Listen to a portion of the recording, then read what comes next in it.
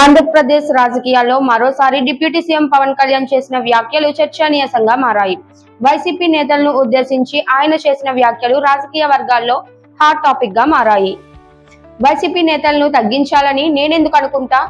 ముఖ్యమంత్రి నారా చంద్రబాబు నాయుడు సతీమణి గురించి ఇష్టం వచ్చినట్టు మాట్లాడి ఇప్పుడు మహానుభావులు అయిపోయారా అంటూ పవన్ కళ్యాణ్ ప్రశ్నించారు.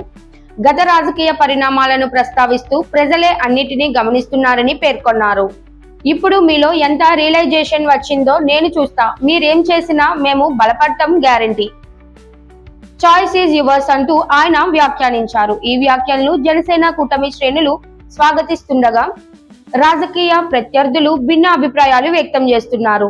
పవన్ కళ్యాణ్ తాజా వ్యాఖ్యలతో రాష్ట్ర రాజకీయాల్లో మరోసారి మాటల యుద్ధం ముదిరే అవకాశాలు కనిపిస్తున్నాయి.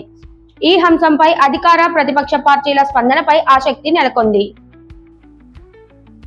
వాళ్ళ వైసీపీ నాయకుడిని తగ్గించాలని ఎందుకు అనుకుంటాను? మీరు ఇష్టారాజ్యంగా మాట్లాడేసి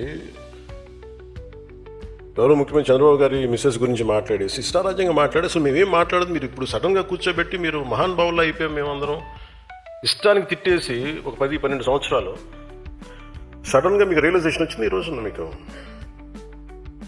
సరే, ఈ రియలైజేషన్ మీకు ఎంత వస్తుందో నేను చూస్తాను, సంతోషం. మీరు రియలైజ్ అయ్యి మేము మమ్మల్ని ఏం అనకూడదు అనుకుంటే అసలు మా పార్టీ నిర్మాణానికి బాగుండదు. మా వాళ్ళది మమ్మల్ని తిట్టడం మానేసి మా పార్టీలో మా శివను మా దేవరి శివ గురించి మా మునీర్ హసన్ గురించి మేము ఎత్తుకుంటాం. వాళ్ళ నాయకులు తీసుకున్న బాధ్యతలు మేము ముందుకెళ్తాం. మీరు తిట్టడం ప్రారంభిస్తే మేము మా వాళ్ళని ఎత్తుకోవడం మానేసి మీకు బదులు ఇవ్వడం టైం అయిపోతుంది. సో మీరు తిట్టకపోతే ఖచ్చితంగా మేము బలపడతాం, సంతోషం.